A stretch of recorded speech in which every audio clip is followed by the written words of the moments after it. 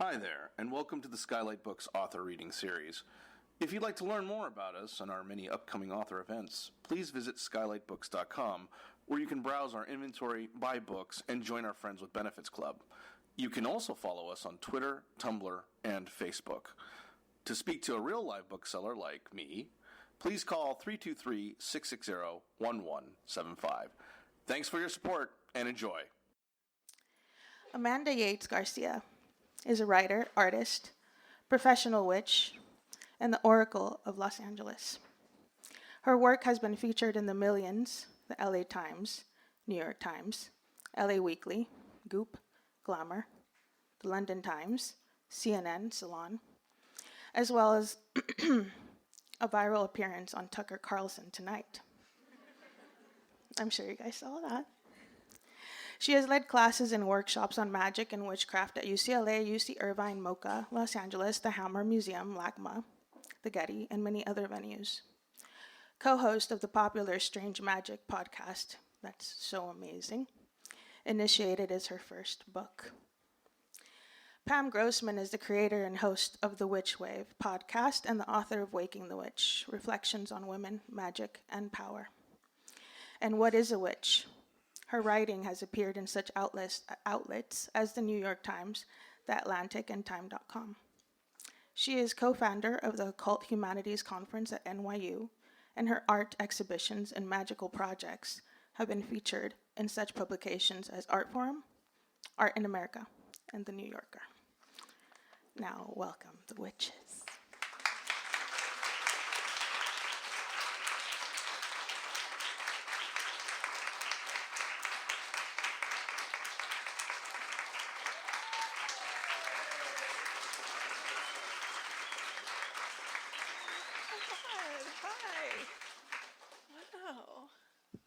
Great. Thank you so much for coming out. There's a cat upstairs, too. That's Maybe they what sense it. Raspberry. Wow. Thank you all so much for coming. Gotta do some chair choreography. Sorry. Thank you all so much for coming out. It is a real pleasure to have you here. I'm so grateful to each one of you for being here tonight. And so I really just wanted to start off with some thanks for everyone. I've been waiting for this night for a really long time, like 40 years. And so I'm just going to take my time here because it feels really special. And I've had this opening already. You know, I've read at a couple other places. I've been on a little tour. But LA is special. Like, I feel so connected to the city and all the people in it and everyone here tonight. And I'm so grateful to you for being here. And so I wanted to just start off with a little bit of gratitude and some things I've been thinking about lately. And then I'm going to dip into my book. So, of course, I want to start off with gratitude for the Tongva and the Chumash, whose land we are on and on whose land I grew up. And I am grateful to their stewardship. I, of course, want to thank Skylight, who has been such a tremendous support to me throughout all of my work. When I was just publishing little zines and they were selling them here, that was amazing. Especially Jen Whitty, who's been such a support. And Pam, thank you so much for doing this. I want to thank the trees on whose bodies my words are written, and the plants and the animals who have nourished me, my parents, my mother, and hers, my brother, my other brother, my father and his father and his. And I want to thank and acknowledge the lives that have been sacrificed for really even the smallest thing that I do. The pen that I write with, people staying up all night in factories somewhere to create that pen, the ink that is drawn from the earth.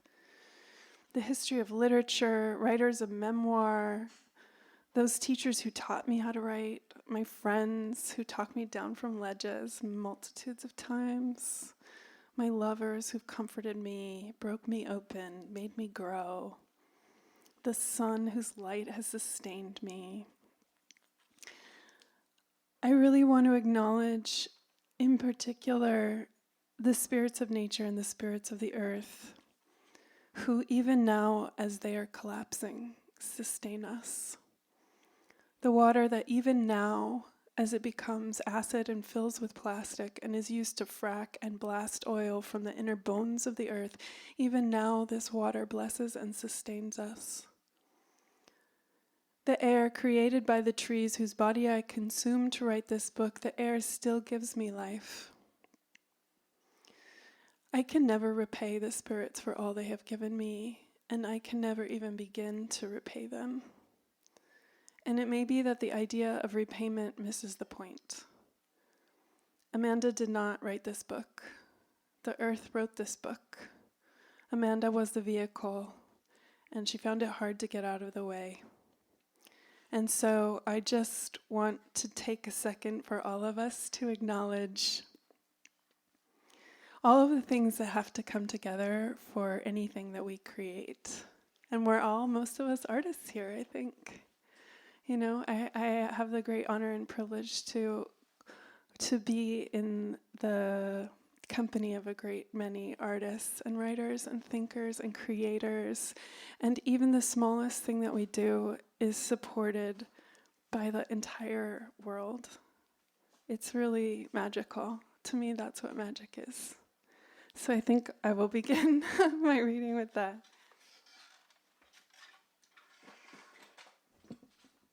So, it's just easier for me, I think, if I'm standing. I'm going to read to you from the prologue. I'm going to skip through like a fairy. It's like 8 pages, but I'm going to skip several of them just because it's intense to listen to somebody read for so long, and then we're going to dip in with Pam. So it begins with a poem by Anne Waldman from Trickster Feminism. When you are in your trouble and turn from death, this is what to do. Find the meeting place. Intersectionality. Under stars. Way to gnosis. Saying, this is the place. This is indeed the place. With many layers. Lie down here. Search for the 3 stars that make up the belt of Orion. I squinted through the starlight, tracing my finger along a line of instructions I'd written in my book of shadows, the place where witches inscribe their favorite spells. Alone, at a crossroads, deep in the Mojave Desert, it was to the constellation of Orion that I was to address my invocation. Into the night, I chanted. Eoth, Abroath, Basim, Isak, Sabaoth, Io! Hot winds seared up from the borderlands near Mexico. My candles in their safety glass sputtered and died. I clamped down on the pages of my notebook, lest they vanish into the spectral scrub surrounding me on all sides. I was in the desert to perform the headless rite, an arcane piece of ceremonial magic where you declare yourself divine. You call down the goddess Isis to enter you. You speak in her voice. I am the one who makes the lightning flash and the thunder roll. I am the one whose sweat falls upon the earth as rain so that life can begin. I was there because I didn't want to, because I could not play by the rules of the status quo anymore.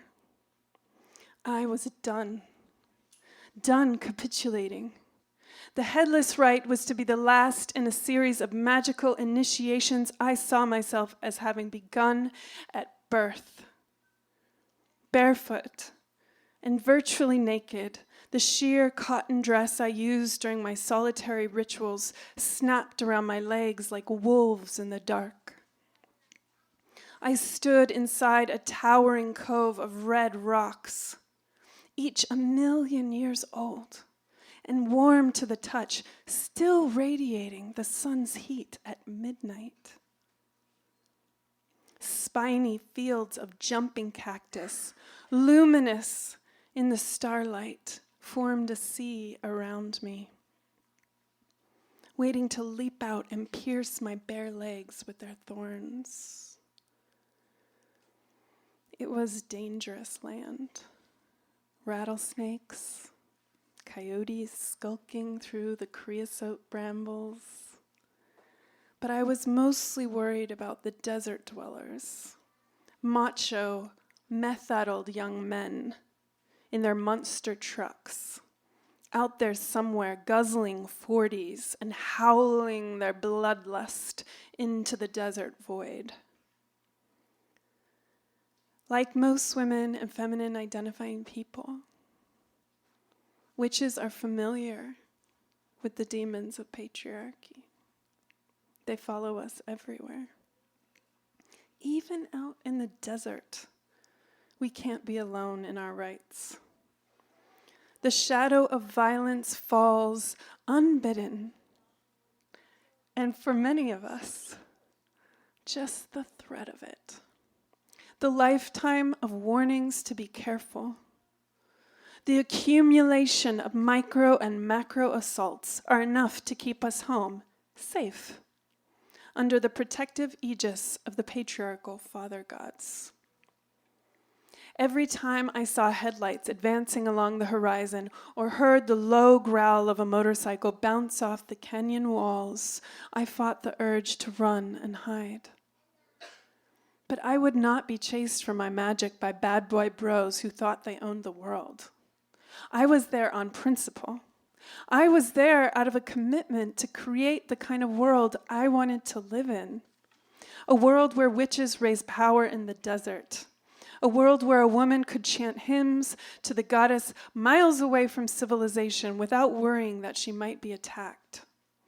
So I chanted my incantations and spattered my libations into the red earth and tried not to think about how I'd never had to test my magic against men who, should they appear, I felt sure, would have guns. I've always made it a policy to do things that scare me. So I'm going to skip ahead. Here I talk about what an initiation is, and I talk about Mircea Eliade, and I talk about my own initiation with my mom. And then I'm just going to skip back to that ritual in the desert. By the time I was in the desert conducting the headless rite, it was deep summer. I'd been supporting myself as a witch for several years, and I felt more liberated and empowered than ever. In the months after my desert rite, every time I tuned in, I heard the goddess asking me to come out of the broom closet in a big way and stake a claim for us witches. She told me that now was not the time when the wild women of the world could afford to stand on decorum. It was time that we activated. It was time that we sought to inspire others, even if we worried that we'd be laughed at or get death threats, which I've done, both of them. Even if we were afraid it would be a waste of our time, that we'd lose, be judged, or get it wrong. By her grace, I found myself holding rituals at art museums, interviewed by the LA Times, arguing politics with conservative pundits on Fox News. mixed in with the threats of rape and beheading that I received after these appearances, were hundreds of emails from people thanking me for pointing their path towards witchcraft. In the lectures I gave on witchcraft at universities, students, especially the young women, would line up, eyes hungry and shining as they gripped their binders, asking for ways they could start practicing at home. Witchcraft is an act of healing and an act of resistance. Declaring oneself a witch, practicing magic, has everything to do with claiming authority and power for oneself. Life initiates each of us according to our own peculiar stories. Our stories lead us towards our purpose in this world. Each initiation strips something away and gives us a gift. If we want to meet our full form, we are obligated to give that gift to the world. I write this book because I know you, dear witches. I see you, wherever you are, pulling like a demon horse against the bridle this patriarchal world has put on you. We are allies. We are each other's guardians. And just as I hope for this book to help you, your presence, just the knowledge that you exist, helps me to keep going myself, to flesh out my world, to make it sacred. I see you, surrounded by stones, a pleasure-seeking beast with resistance tattooed across your chest. I see you, face turned up to the moon, fists full of desert flowers. You, untamable creature, slipping into trances, barefoot, weaving the voices of the wilderness into your songs. The seeds that drip from your fingers will regenerate the earth. All acts of love and pleasure are your rituals. You are an initiate of the goddess of love, even if you don't know it yet. Take heart, dear witch, because by the end of this book, you will. Yes.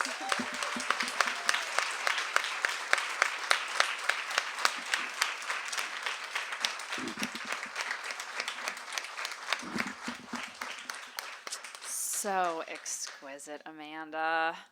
My stars. And magic is such an improvisational kind of practice, as I'm sure you can attest. We come up with our rituals, we come up with what we think a day is going to go like, and then it switches. And on that note, I just came up with like a few new questions. Great. So the first thing that came to me while I was just hearing you and witnessing you read right now, and I actually had the great pleasure of seeing Amanda do a ritual. We were both in San Francisco at the Witches Confluence a couple days ago, and it was incredible. And you do have this background in performance. You have this background as an artist. You invoked and named all of the creative artists who are here today as well. Can you talk about the overlap for you between creativity and magic and performance? How do you blend those together? Because you do it so beautifully. Thank you. That's such a great question. Yeah, it was really great seeing you there at the Witches Confluence. Sarah Faith Gottesdiener, who I think is here somewhere tonight, my co-host, and I did a ritual there, and it was really special. Thank you for being there. Yeah, so creativity and magic. As you know, but maybe some of the people in the audience are not aware, some of the very first temples, some of the very first theater, at least in the Western tradition, began at the temples of Dionysus. And these temples of Dionysus, the theater of Dionysus, was somehow combined with also the temples of Asclepius, who's the god of healing. So from the very beginning of what we understand to be performance in our culture, at least here in Western culture, healing, magic, and theater, performance all emerged from the same ground. Like literally people would sleep there. They would go there to experience catharsis, the transcendent, to engage with mythologies, with culture, with all of the things that enrich our life. And in fact, I would imagine that most of the cultures, indigenous cultures from around the world, pre-colonial cultures, don't make a distinction between performance, healing, magic, ritual, the sacred. And I would argue too then that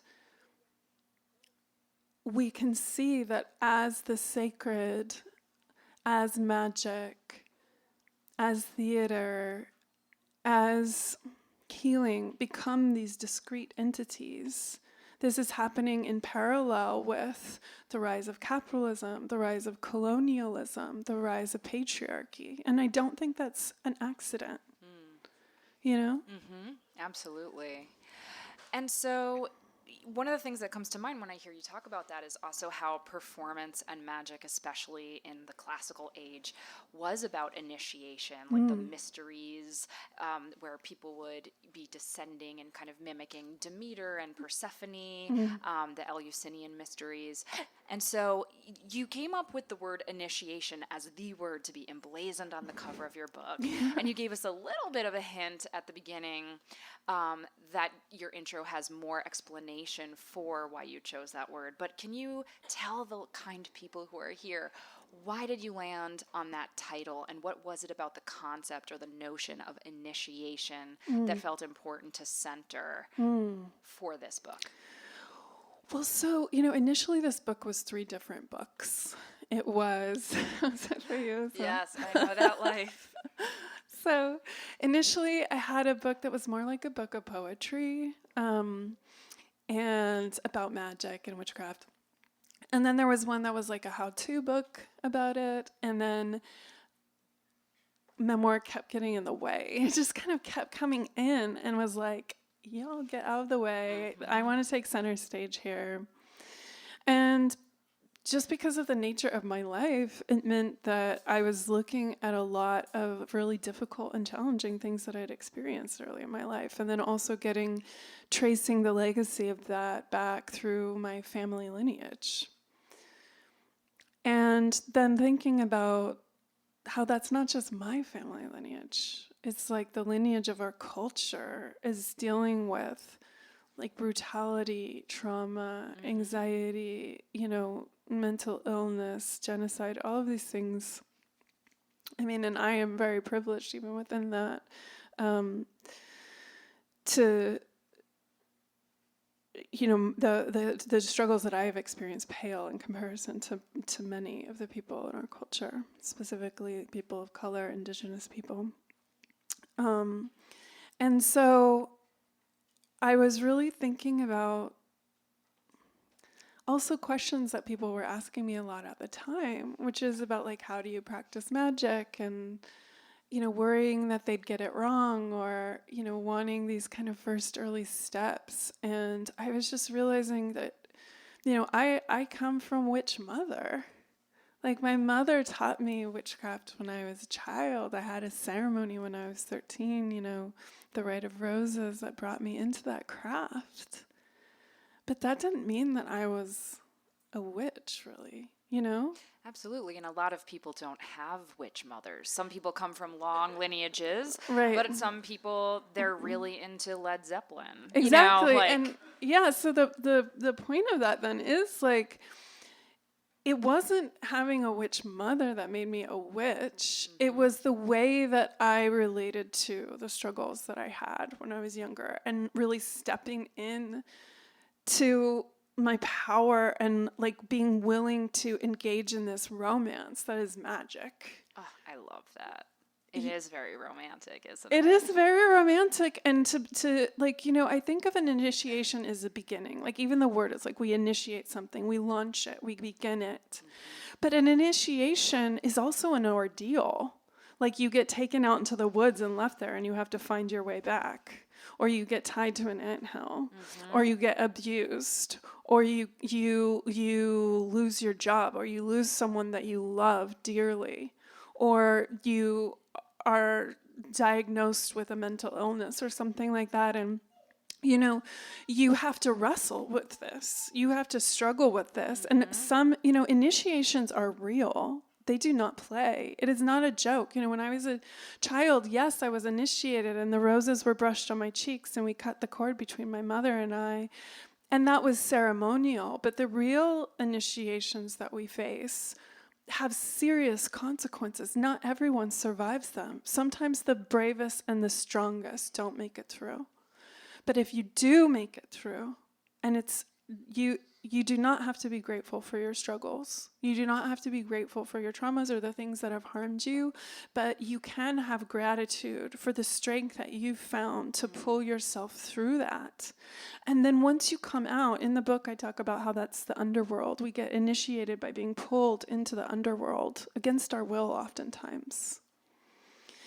And we find our way out sort of by feel in the sort of torchlight. But that once we find our way out, we know the way. And then we're obligated to share that understanding with other people who were down there too.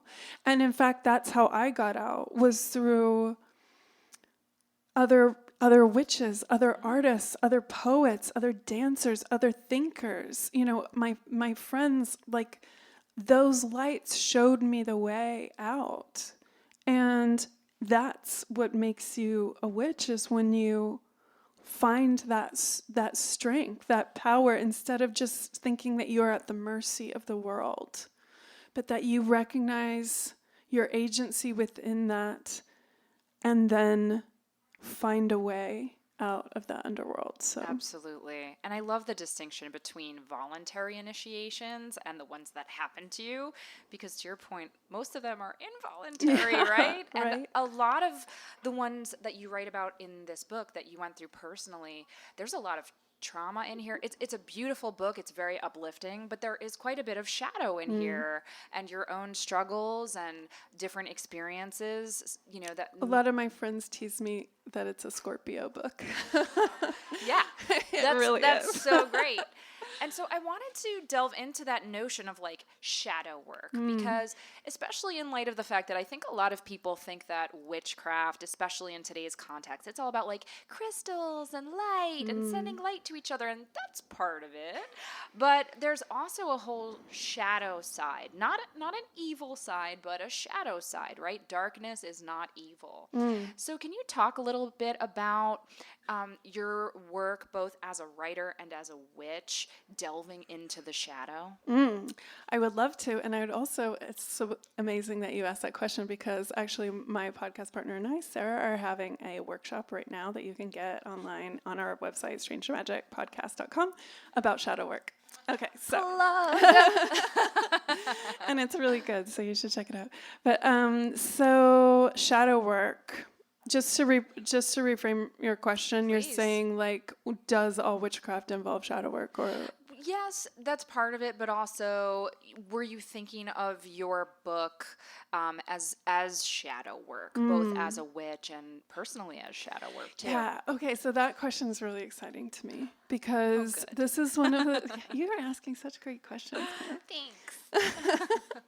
So I really see the shadow side, the shadow distinction, as being one of the fundamental identifying features of witchcraft, and what makes it really different from like many other quote unquote New Age spiritualities.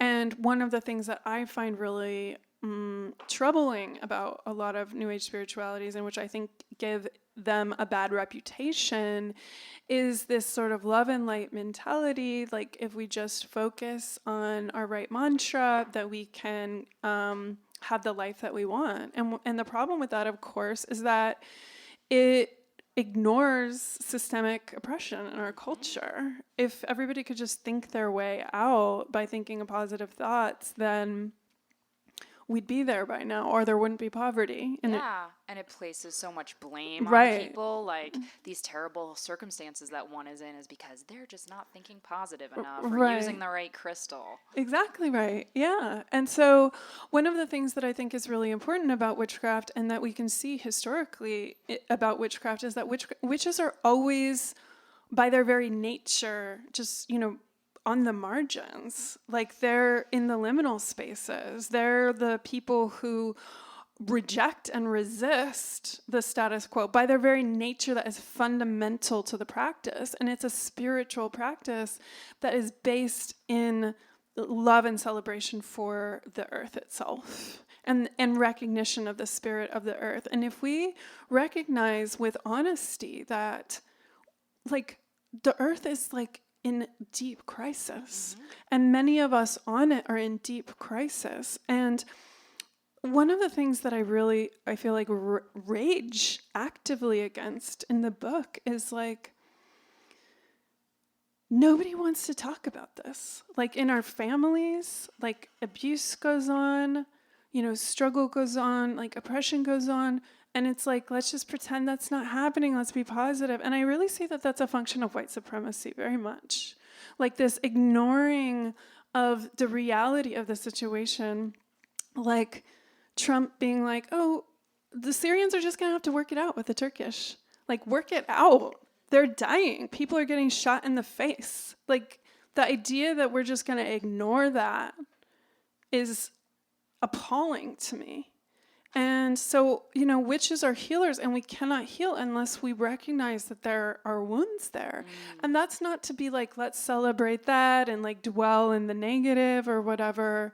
It's more about, like, for me personally, it's a celebration of life and the life force and the vitality of our spirits and all beings on this planet. And we can't do that unless we recognize the hurt that is happening. Like, and be with that and be willing to address that. So Yeah, that's something I often find frustrating in dialogue about witchcraft, is that people like us are made to be kooky and in the clouds and fantastical, and I'm like, I feel like we're realists. yeah, totally. You know what I mean? say that all the time. Yeah, absolutely. I want to pivot a little bit and just talk about the book in terms of how it might be received, how it's being marketed and framed and contextualized. You and I have talked about this quite a bit privately. I think it's wonderful that a book like this has the word witchcraft in terms of the genre, but to me it's so much more, and it's not only about witchcraft. This is memoir, it's autobiography, there's a lot of politics in here. I mean, it has real meat to it, and that's not to poo-poo witchcraft. I'm very proud to be associated with that in terms of, like, the subject matter of the work. I do too, but I just wonder how you're feeling about the fact that this very literary book is being shelved next to, like, how to do a spell to hex your boss or whatever, you know? I mean, that part, I have to admit, it's really frustrating because even when I sold the book, when I pitched the book, one of the things that I wrote in my proposal is that this book is about witchcraft in the same way that Cheryl Strayed's book Wild is about hiking the Pacific Crest Trail, which is like, you don't have to just be a hiker to like that book. Thank you. And that's really the way that I see this book. And what is so frustrating, and I think just as a feminine identifying person, I see that this is not the only time that this has happened to me, but it's like, well, we already have, like, a witch book, or we've already talked about witchcraft, and it's like, but this is like, I'm just like getting all, it's the frustrating part about it is having your practice and your ideas pigeonholed by people who know nothing about them.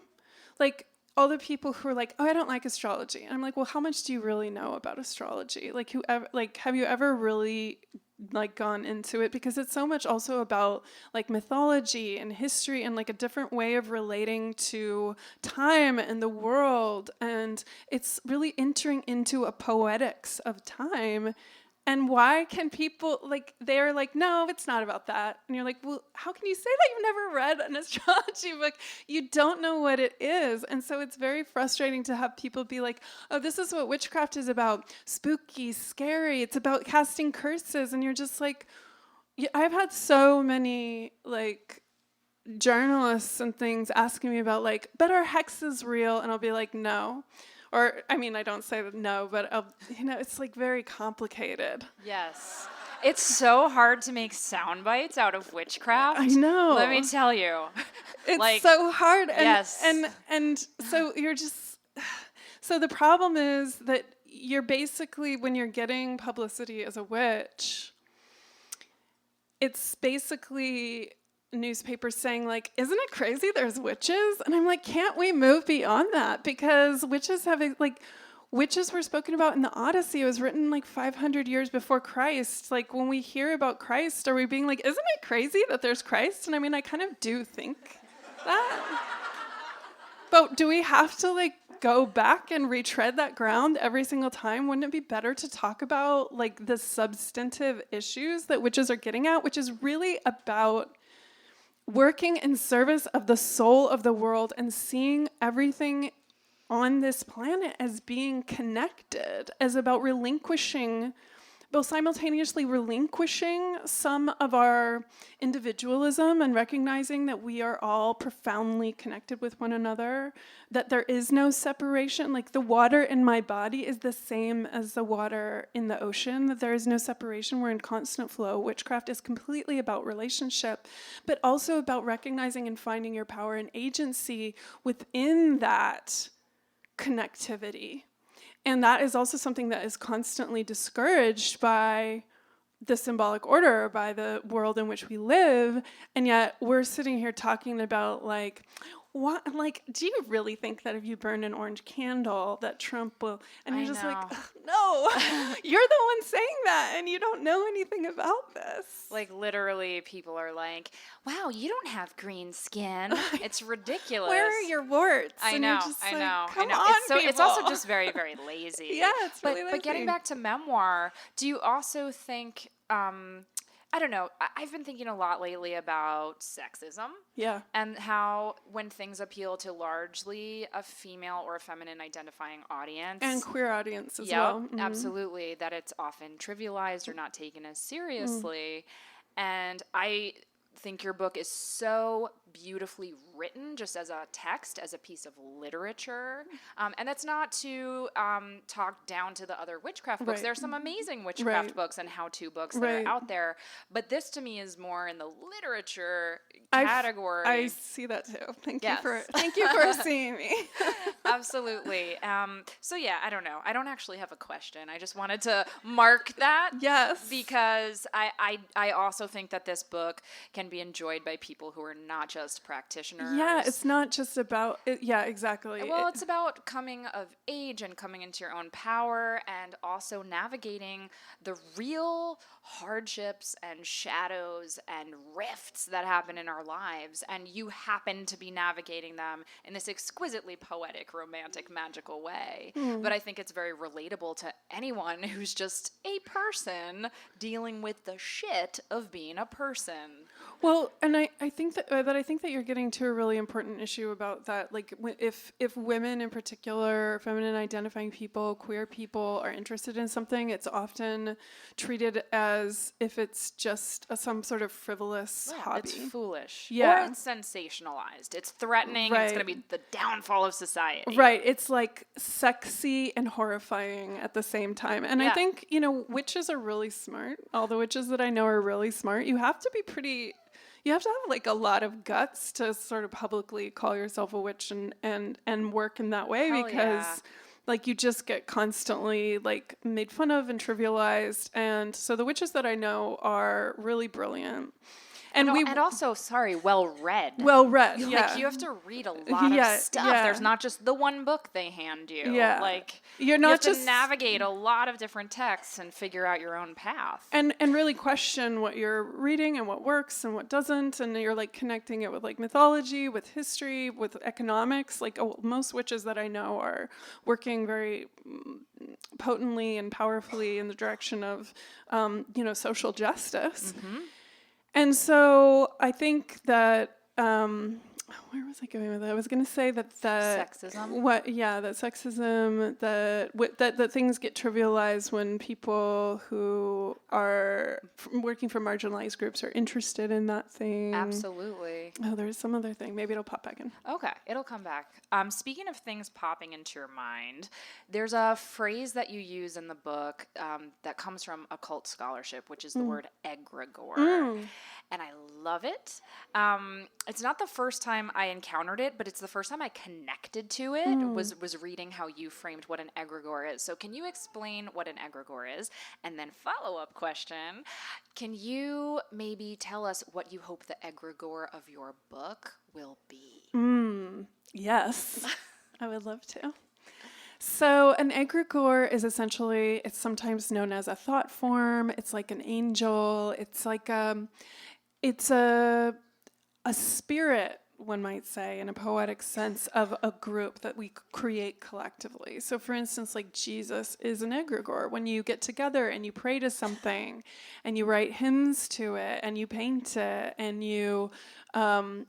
everybody over generations feeds into it, then it becomes like its own thing. So for instance, like even when all of us die, going back to the Jesus analogy, like Jesus will live on, right? I'm sure that Jesus will live on. He resurrects himself. But it doesn't always have to be something like that. It can be like the spirit of an event, like a football game or something that sort of comes into being and then dissipates just as quickly. And so I think your question is like, what do I want this egregore of this book with, all my witches out there? Yes. Reading what is your this intention, and what do you hope you're conjuring with the book? Can I shoot the moon here, or shoot for the moon? Oh, I think you must. Yeah, I would love for everyone. I kind of want to be like a wolf and sort of pick off the folks around the edges of the herd who are leaning towards witchcraft and sort of draw them in and seduce everyone to start recognizing their own power and agency and authority, so that we then decide collectively to re-enchant the world and destroy white supremacist capitalist patriarchy and rebuild a world in service of love and life and connection, to re-enchant the world. That's what I'm aiming for. That's gorgeous. Thank you. Ingrid is supposed to give me a time, and I don't know where Ingrid went. Okay, thank you. I'm going to ask just one or two more questions, and then we'll get to the audience. Okay. Speaking of capitalism, Yeah. this is something I think a lot of us who are in the spiritual field are trying to reckon with or wrestle with. Witches gotta eat, right?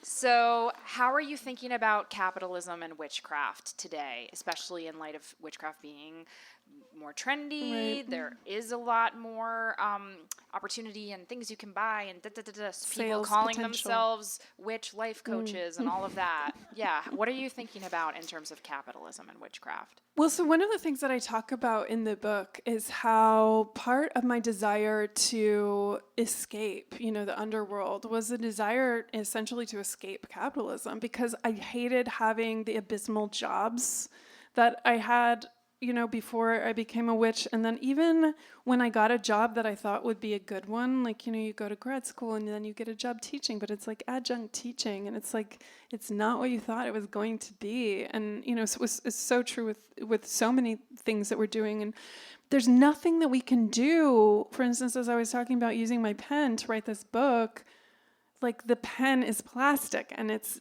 killing turtles and destroying the planet. And so part of what I have to acknowledge is that, and I acknowledge this in the book, is that there is no outside of this system anymore, Like, there is no escape. And that's why we need to become witches, because we have to just deal with whatever is here as it is, instead of hoping for like the aliens to come help us or Prince Charming to come right up on his horse. He's not coming. And so we have to recognize, and I think as you were saying, like, witches are realists. Like, I live in capitalism, I have student loans, my rent is $1,600 a month, I have my... That sounds so cheap to me. I'm She's from like, New York.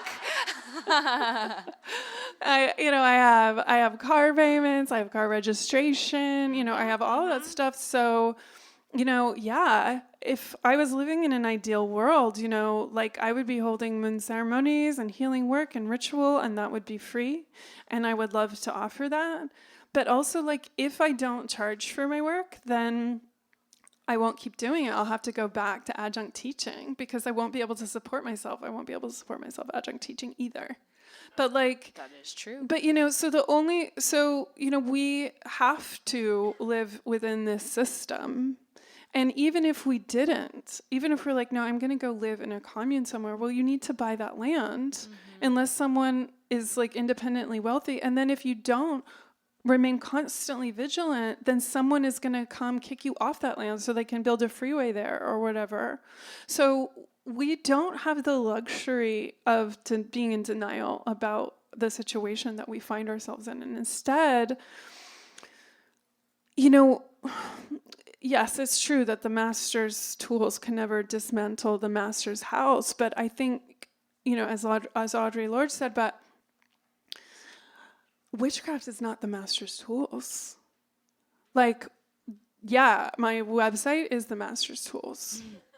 But, song, ritual, libation, chanting hymns to the goddess, like recognizing the connectedness of all things, like taking time out of your day to like honor the spirits of water, that is not the master's tools. Yeah. Those are the tools of the goddess. And when I say the goddess, what I mean very specifically is the world soul, the anima mundi, the spirit of Gaia, this planet. Like, I really believe that witchcraft is like the religion of the planet. And it comes in many forms, in wherever specific, wherever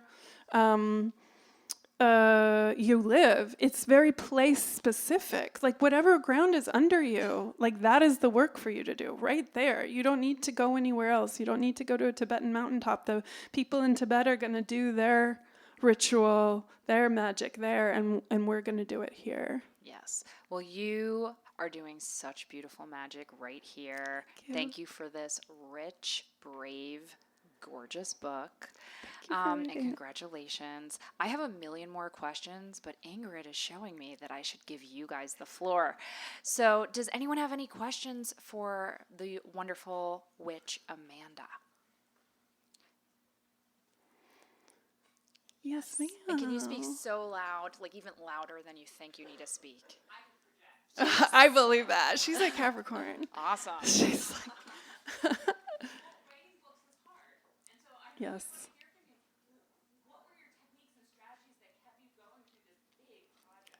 I'm so happy you asked that. That was literally going to be the question, and I will add a coda. Did you use magic? Yes. Okay, so great question. I actually have an essay coming out in Lit Hub about this very subject, which is writing this book was completely torture for me. It was miserable and horrible every single minute. I am not exaggerating. I cried. I lost my hair. I could not be in a relationship. It was so messy and hard because I really felt like I was breaking like a family curse that had prevented me from completing my work, which had always kind of got up in my face and prevented me. I mean, I've written 4 books before, but I was never able to like get them out into the world, or I would abandon them last minute. And I was terrified that this would happen again, particularly because, I'd sold the book already and there was a deadline for it and I'd been paid, for it. And I was just like, I'm going to have to give the money back. I'm not going to be able to do it. And so part of writing the book, so in one hand, the techniques I used were cry, like ruin my body, sit there, like just forcing myself to sit there being like, I can't think of anything. I can't think of anything. I can't do this. I can't do this. And I did that a lot. I did that for many days. But towards the end, I did kind of, this is something that's really crazy about witchcraft. I bet you can identify with it. All the witches, I bet, can identify with this. Is that you have these tools, right? You have these strategies to turn to, and instead you like cry and drink coffee and like go on Instagram. And then finally, when you get to the moment where you're just most desperate, you're like, okay, I'm going to do a ritual. And then it works. And you're like, why haven't I been doing this? And also, like, if I haven't been doing this, then who is doing this? But yeah, so... Yeah, so what I had the muses, and I would say their names, and then I worked specifically with Mercury. I wanted to work with the goddess Bridget, because, it's a female goddess, and I just tend to identify more with goddesses. But she just wasn't really coming for me, and Mercury was coming all over the place. Hermes, queer god, Odin. I got an Odin mat. I mean, Hermes, Mercury, Odin are kind of the same, like, energy signature, energy imprint. And so I made this candle. I glued the image from Penny Slinger's Oracle deck of Mercury. It's so great, on this candle. And I wrote this hymn to him based on the Orphic hymns. I translated it into my own words. And I would light his incense, and I would dance around in my room, and I would chant his name until something just broke. And I would say, please come guide me. And then he did. Yeah. So, but I think one of the reasons why that kind of stuff works is because the habit that I was doing before, crying, Instagramming, coffee, like that's a really old habit of mind that I've established for a really long time, which is this like self-doubt mantra. And ritual breaks that. It breaks literally the pattern that your brainwaves are moving in, like on the sort of neurological pathways that you ordinarily go through in your mind, which are like, you can't do that, you can't do that, you can't do that. It's just like it's the 405, heading down the 405. And you have to kind of go off and get off, the like side road on a detour. And that detour is ritual, right? It makes you, it puts you in a different frame of mind. So you're using scent, like the smell of the, I use frankincense because that's his incense, but that also has like antidepressive properties.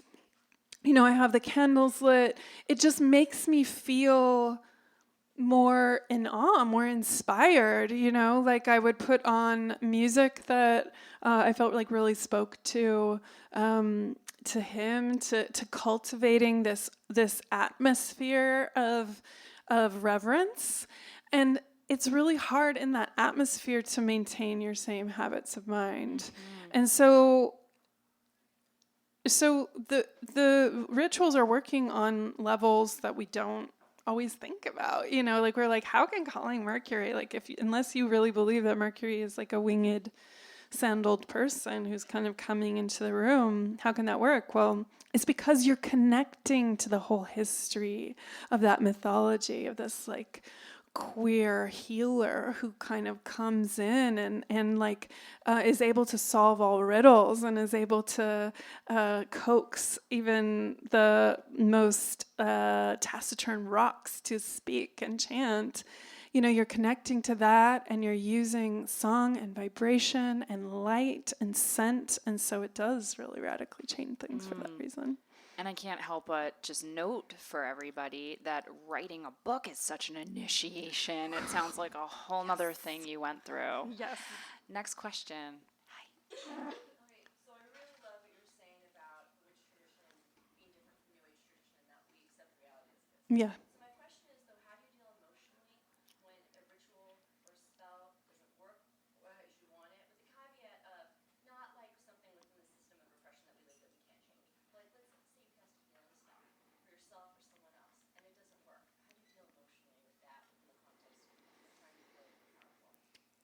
So if I'm understanding your question correctly, you're saying that that it feels good to like identify as a witch and the sort of power that implies, but that it doesn't always necessarily work out the way that you want it to. And so how do you feel good and powerful about yourself in that circumstance? Yeah, so that's a great question. And, what immediately comes into my mind is, like I said, witchcraft is about relationship. And not every relationship we get in works out, But that doesn't mean that we're not good and powerful. We're always learning from it. We're always growing from it. I think, part of witchcraft is, of course, to get what you want. But there are a couple things that get in the way. One is sometimes what we think that we want, and we say that we want, is not actually what we really want, or we're like self-sabotaging or whatever. Like, you say you want to publish a book, and then you're like, oh, fuck, now I have to write this thing, right? But also there are other things that get in the way. Like, for instance, a lot of the feelings that I had of like unworthiness or self-doubt, like, are really based on like literal direct line to trauma, right? I think that because someone made me think that, that I was treated like I wasn't valuable. My voice wasn't important. So, your magic has to reckon with all that, and we can't expect that just, in a lifetime of trauma or, multiple generations of that we can just, erase that with the burning of a candle. Or like if you're doing a spell on behalf of a friend who's like really sick, it might not be their destiny to recover from that. In fact, we're all heading in the same direction. So we're not going to prevent like death from happening, for instance. But I see witchcraft as a way of helping you fall in love with your life. So it's not just about solving the problem. It's about being fully present to whatever is there and kind of treating it as something interesting and enriching. And I always use this analogy of like, when you're a witch, it's like you're dropped behind enemy lines, kind of, in the battlefield. And it's like, now you have to figure out what to do. And you're not just going to like lay on the ground and cower. You're going to do what you can. Like we're in a world right now that is in great peril, like beyond any of our comprehension. But we're not just going to lay down and cower. Like, we're going to do everything we can. And for me, like I said, with those rituals to Hermes, like that was like reminding me like, okay, I have tools here. Like there's a rope for me to hold on to here. Like I can connect to this.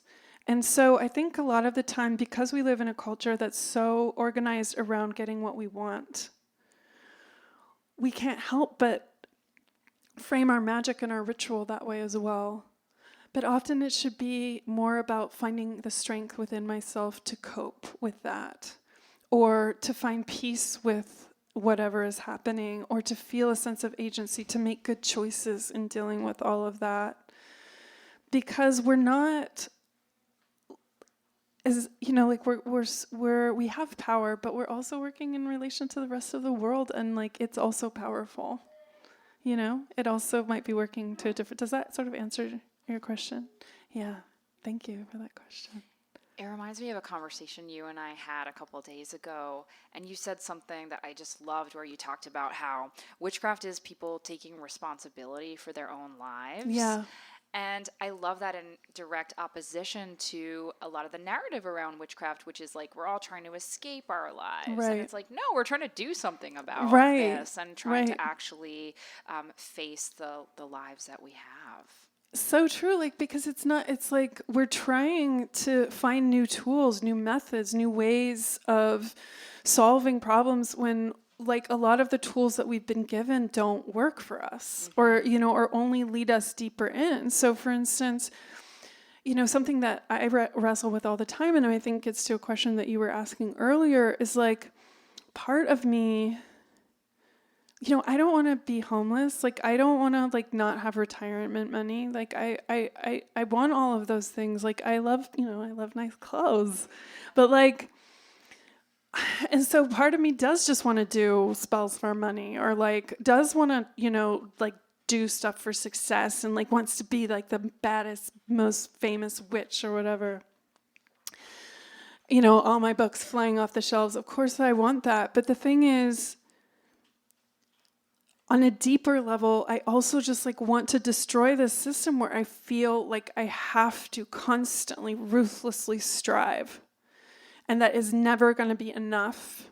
And like, I'll never be able to sell enough books, because then there's just another thing that I've got to sell, another thing that I've got to do. Like, and so on one hand, I do want to do work that just kind of gets me deeper down the like road of capitalist patriarchy, because we all, like, most of us here are artists, or like we're like, we want to do creative stuff, and we want to just be able to do it. Like, we feel like we're here to do that, and we just want to be able to do that here, to live that life and not be caught and have to do something that we hate. And yet, more and more, I think, like, even as I'm publishing this, I just am becoming like more radical. Like, how long are we just gonna focus on, getting more, like, I need a bigger car, I need a bigger house, or I need more stability? Like, it's gonna come to our door. The tsunami is gonna come to our door, and that house is not gonna matter anymore. Your retirement isn't gonna matter anymore, right? When the storms are rising and raging, or there is no water, or there are no fish, there's no kelp, there's so I think right now what I'm really focusing on in my work, and what I really want to develop next, is literally I want to write a book about like how to cope with this, and like what we can do, like rituals for like staying in this as like times get even tougher. And we all need to be developing these rituals, like rituals for grief, rituals for healing, rituals for connecting, rituals for making us stay strong in the face of, all of this fear that is being fomented around us, like telling us we have to be afraid of other people. They're going to come and they're going to take our jobs, like all of this stuff. Like, we're constantly feeling assaulted, and I need for myself like help and support. And so I want to create things that do that for my people, and I need them to do it for me. So I think that's kind of what I'm hoping for all of us witches to do next, is like to see ourselves as powerful players and supporters and agents, and working in community to help one another and to help the world. Absolutely. Any other questions? Yes, hello. I'm so excited to read this book. Thank you.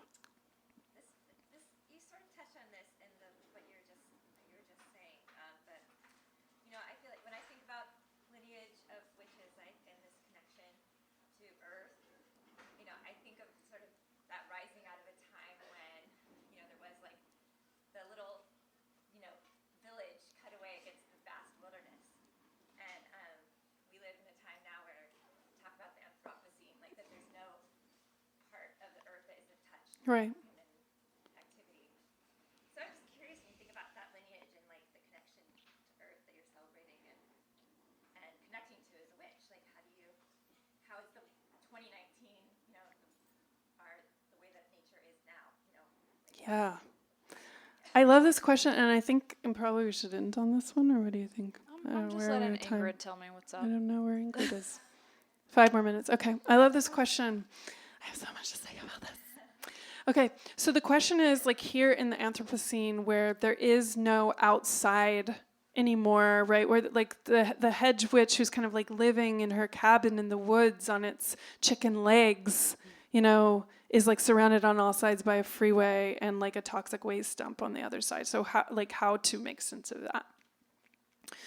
Well, first of all, like I said, we really got to acknowledge the reality of the situation, right? And so some of the things that I've been doing recently, or like really want to do and to develop more, is like really paying attention to my immediate surroundings. So for instance, finding like, what is the sacred tree on your block? And if there isn't one, why not? Where do these trees come from? Like, where does your water come from? And I think one of the things that, witches are maligned for, contemporary witches, like Instagram witches or whatever, is for kind of having this like me first attitude, like I need, I'm going to do this so that I can be rich or whatever. But that's also because that's how we're taught to respond to the world, and we have to make new ways of responding. Like we only know how to connect spiritually by buying a crystal. Like we haven't been taught to like connect to the stone that's just in the dirt in our yard. Mm-hmm. We don't even notice that because we're always like been trained to see like the bling thing, and that's a function of consumerism. And so, like, we're having to retrain our brains to really notice what is around us. But also, like, it's not separate from us, so we really need to work in service to that thing. Like, the trees, like, there's some trees that recently got pulled out across the street from my house. And they were these camphor trees. Like, I don't know where camphor comes from. I want to know, like, where were these trees originally from? Like, are they from, like, Timbuktu? Are they from Georgia? Where do these trees come from?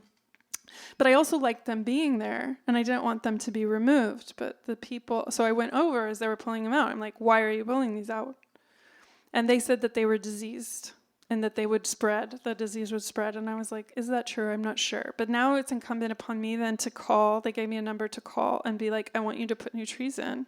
Like, that is me being a witch. That is me being a hedge witch, is like using my power to be like, okay, well, where does the water come from in my neighborhood? And like, I need to work in service of that water. Like, what about the sacred mountains around here? Like, where are the sacred places here? And one of the things that I even did here, I was really influenced. Do you know Peter Gray's Apocalyptic Witchcraft? Oh, yeah, that's a good one. So fucking good. It's really, it's really brilliant. There's some things in it I don't agree with, but I think I would recommend it to all of you. And there's this one part where he's, in witchcraft you go like, hail guardians, spirits of water, watchtowers of emotion, watchtowers of love, guardians of the sea or guardians of the rivers, hail and welcome. And he goes through this whole really brilliant analysis being like, well, those waters are now toxic and are full of acid and are full of plastic. Hail and welcome to that. Like, what are you doing? Like, take this seriously, witches. And so even then, and reading his work really inspired me to rethink how I call in the spirits and want to do more work in relation to that. So like when I came here, I was thanking the water, but then I was thanking the water that even now is acidic and is still supporting me. And to honor that and acknowledge that and say that instead of just kind of paying nominal like lip service to the spirits, like, oh, we honor the spirits of air. And it's like, well, we're polluting the air. Like, I'm polluting the air with my car. And I need to acknowledge that that is happening in our relationship. And so, we have a lot of work to do as witches, because this, for me, witches don't proselytize. We're not trying to get more witches, but I kind of am like, yeah, but now we really do need to do this. because we're not going to solve the problems of white supremacist capitalist patriarchy without having a spiritual component. I really don't believe that we can, because the whole problem with it is that it doesn't see the planet as sacred. Mm-hmm. The whole problem is that the sacred no longer exists. So only the sacred, in my mind, can save us here. Like, we have to see the world as unspirited. We have to see that it has a soul. We have to work on behalf of that. And so if we're not acknowledging that, then how can it happen? There is not a technological solution to a situation where we don't see a problem with exploiting everything. Like we don't see a problem with it as long as it provides some kind of economic resource or it gives us some new technological advantage, and that's just not acceptable. And so, like, one of the reasons why witchcraft is so important to me is because it makes us all recognize and question, but like recognize our own authority and question the authorities that are telling us what they're telling us, and be willing to look at even the things within ourselves where we're like, oh, I've been calling on the spirits of water. What am I doing in service of water? Like, water is supporting me, and I'm just like blithely going along while the oceans become dead. That's not enough. So, yeah, in answer to your question, we all have a lot of work to do. We need to be creating rituals around this. We need to be creating songs about this. We need to be making things sacred. And so the question is, how do we make something sacred? And I think we make something sacred by paying attention to it, by writing hymns to it, by dancing around it, by painting it, by visiting it, by connecting with it. And those are all the rituals of witchcraft as far as I'm concerned. So. Absolutely. And we also write books about it. We write books about it. Yes. Amanda, thank you so much. Thank you all so much for being coming here. in. Thank you. Thank you for coming in. Such a blessing to be here with you tonight. Thank you. I'm going to be signing books. If you want to get them signed, I would love to meet you. And thank you so much. You've been listening to the Skylight Books author reading series. Don't forget, you can listen to this and all of our other great podcasts at skylightbooks.com. Thanks again for stopping by, and we hope to see you soon.